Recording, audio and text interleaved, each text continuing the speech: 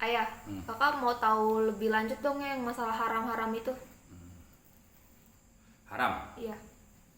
haram halal kan. Coba kita urut dulu dari awal ya, dari awal kejadian manusia. Kan tadinya katakanlah udah ada yang namanya Adam nih, ya, lembaga Adam tuh, yang nama Adam. Kan disuruh sujud semuanya kan, Iya. apapun disuruh sujud kan. Adam yang udah ditiupkan roh ke dalamnya disuruh sujud apapun. Nah, yang nggak mau sujud sama siapa? Azazil. Iblis kan, cuman iblis yang nggak mau sujud kan. Nah, berarti selain dari iblis itu, semuanya yang ada di alam semesta ini Tuhan memberikan fasilitas itu untuk manusia, ya. Jadi nggak ada yang nggak boleh, ya. Kalau cuman iblis, satu-satunya iblis yang dilarang, ya. Kita untuk sujud kepada iblis itu yang dilarang, ya. Untuk mengakui keberadaan iblis itu yang kita larang. Itu bukan keberadaan iblis ya, maksudnya itu apa tugasnya iblis tuh? Kan dia menggoda manusia itu untuk tidak untuk merasa dirinya ada. Nah, itu yang dilarang kan? Ada dia, kita merasa ada, Tuhan ada. Nah, itu kan syirik hukumnya. Nah, selain itu fasilitas diberi Tuhan. Paham enggak? Jadi yang disebut haram itu definisinya sekurang-kurangnya ada dua ya. Satu, meletakkan sesuatu pada tempatnya. Meletakkan sesuatu pada tempatnya. Apapun yang terhormat itu dianggap terhormat, diletakkanlah dia pada sesuatu itu pada tempatnya, ya. Nah, kalau bisa juga definisinya lebih banyak bermanfaatnya ketimbang mudaratnya. Kalau lebih banyak manfaat daripada mudaratnya disebut dia halal. Kalau lebih banyak mudarat ketimbang manfaatnya haram gitu ya. Jadi bukan arti haram itu dilarang, bukan. Ya. Kan kalau lebih banyak mudarat nih ketimbang manfaat, akhirnya nggak boleh kan? Iya. Jadi tidak pada suatu benda ya, tidak ini nggak boleh itu nggak boleh, penempatannya.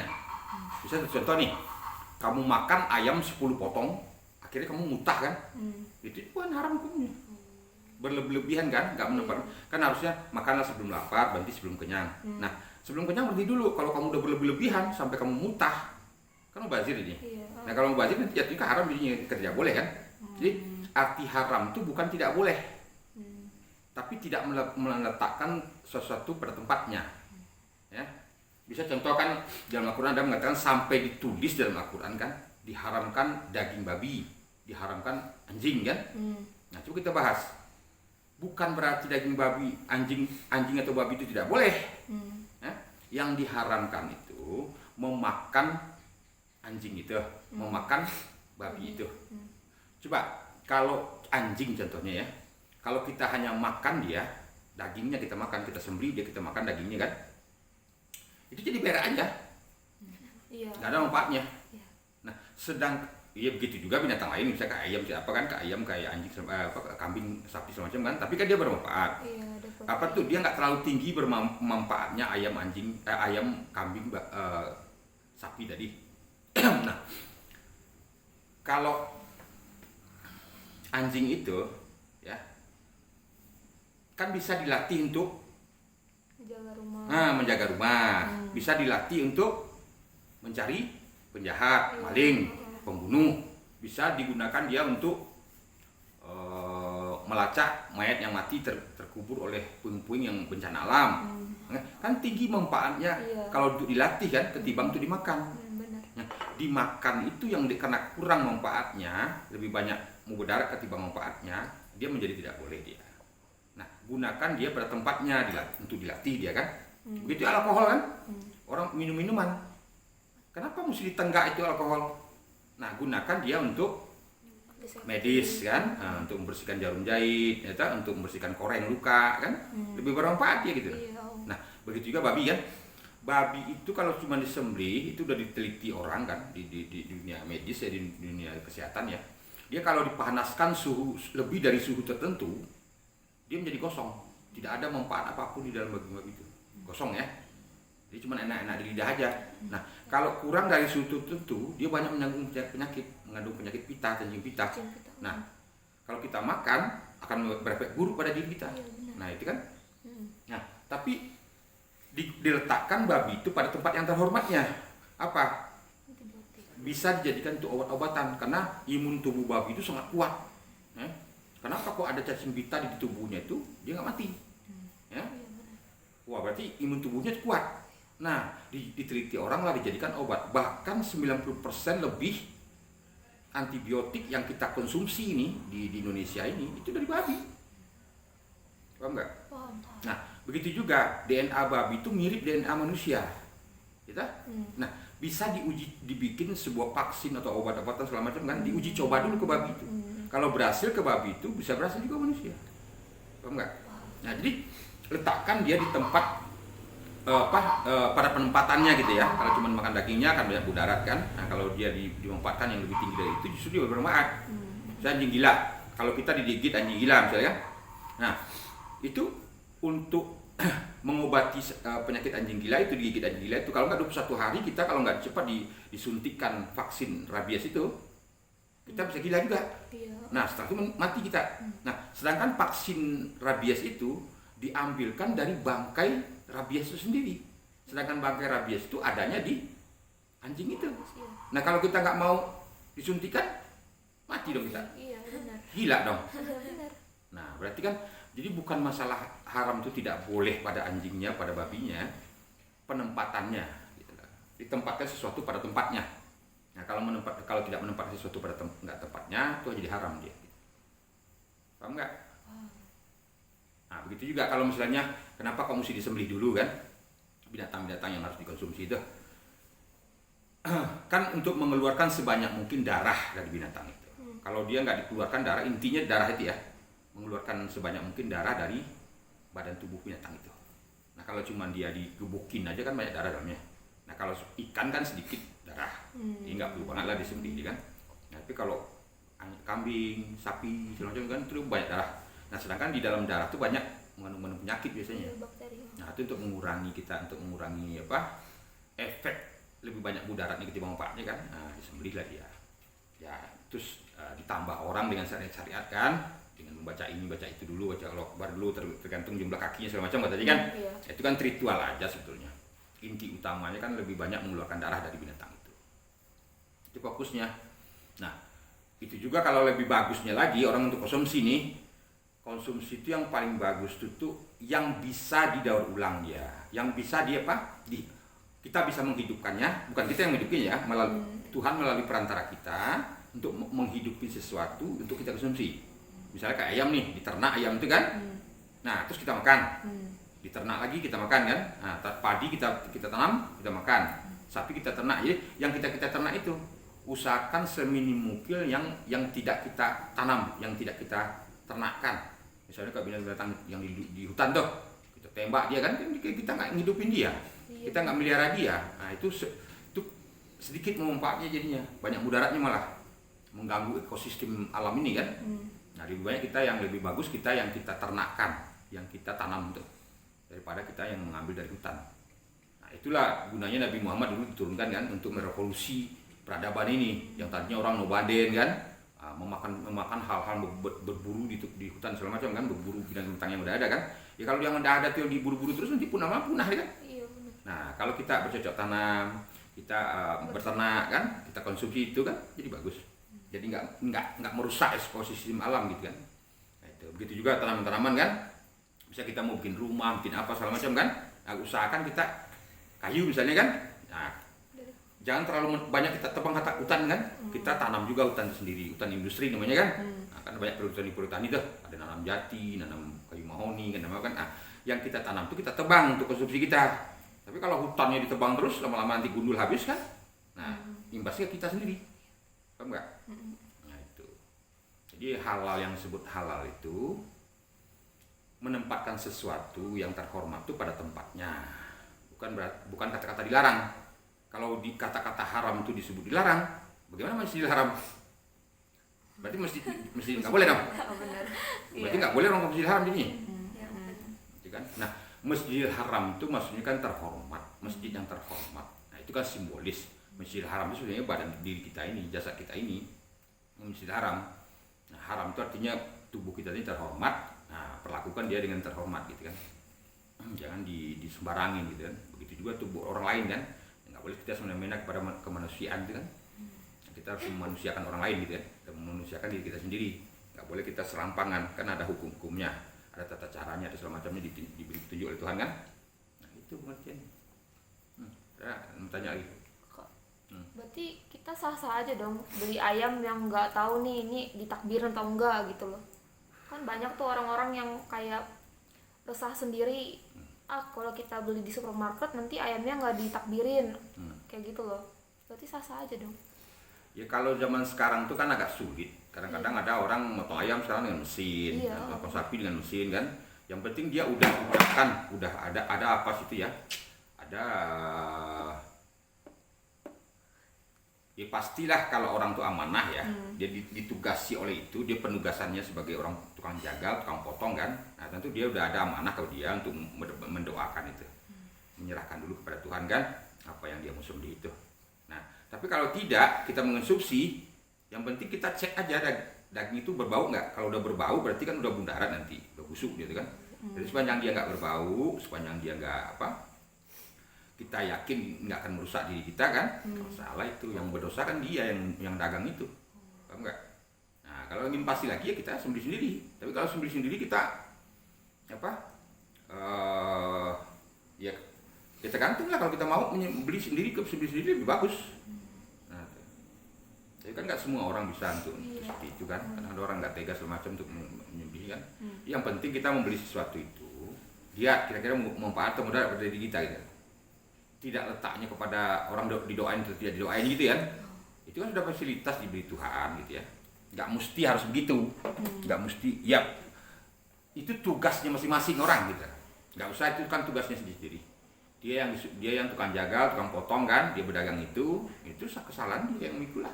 Berarti kita nggak usah pusing sendiri gitu. Nggak usah, yang penting kita lihat ayamnya bau nggak. Kalau udah berbau kan, nah udah bangkai namanya kan, udah busuk kan, nah itu udah akan mendatangkan mudarat kepada kita. Jangan beli ya. Kalau soal dia motongnya bagaimanapun itu kita nggak bisa masa kita selidiki juga sana ya. Sama kayak MUI lah, dia bikin patu-patu halal kan. Nah misalnya ada makanan nih, apa dia tiap hari ditongkrongin orang bikin makanan itu? Enggak. Di pabriknya ditongkrongin enggak kan. Nah, jadi penting kita lihat manfaat mudaratnya kepada kita makanan itu. Nah makanya kalau lebih bagusnya kita lebih banyak mengkonsumsi ikan-ikanan lah. Ikan air tawar, ikan air laut kan. Nah, terus lebih banyak mengkonsumsi tanaman-tanaman gitu kan. Nah, itu kan nggak terlalu, efeknya lebih kecil ketimbang kita makan hewan-hewan yang kaki empat kan. Nah, itu kita khawatirkan mungkin orang motongnya kurang pas gitu kan, kurang apa gitu kan. Kadang-kadang ayam mati pun udah dipotong lagi gitu misalnya kan. Nah, itu kesalahan orang yang mendagang lah.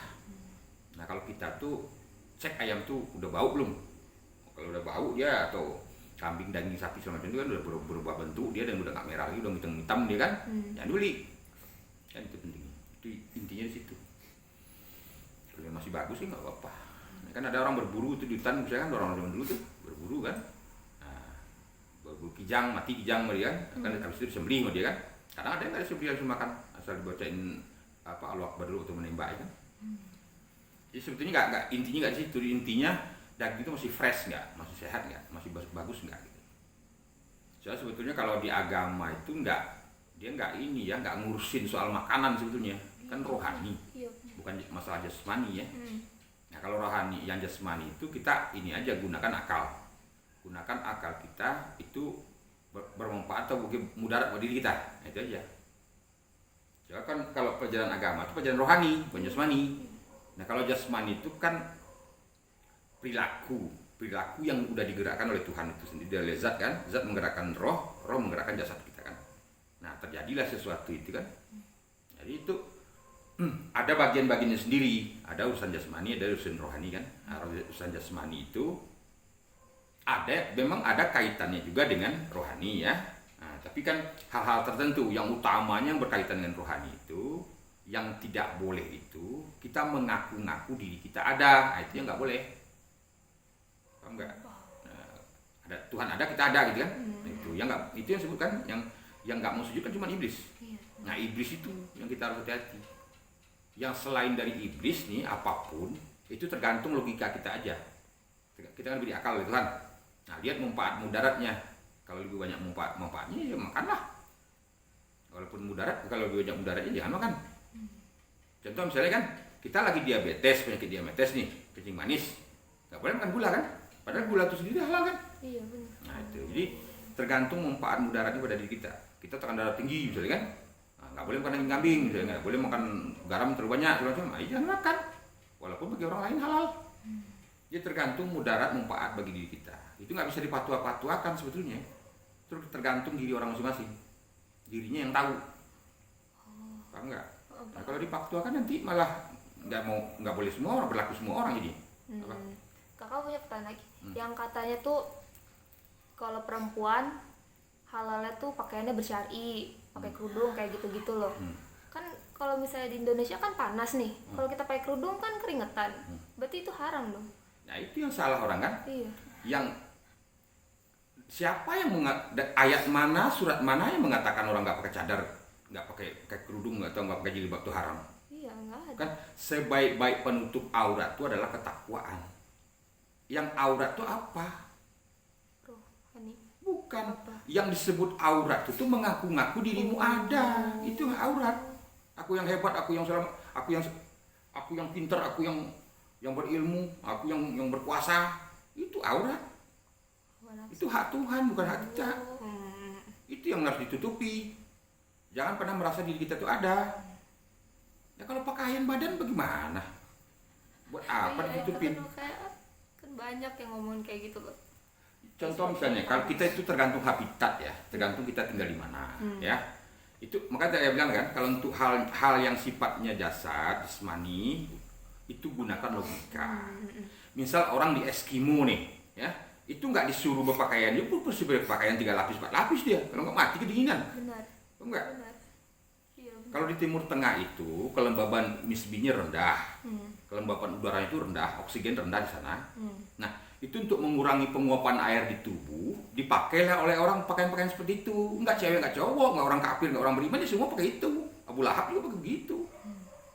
Itu gunanya untuk mengurangi penguapan air di tubuh.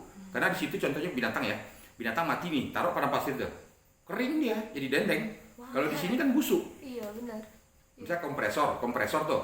Kalau kompresor di Timur Tengah itu 1 tahun, itu nggak ada air dalamnya. Tapi kalau Indonesia 3 bulan aja dibuka di bawahnya itu udah menyucur air. Iya.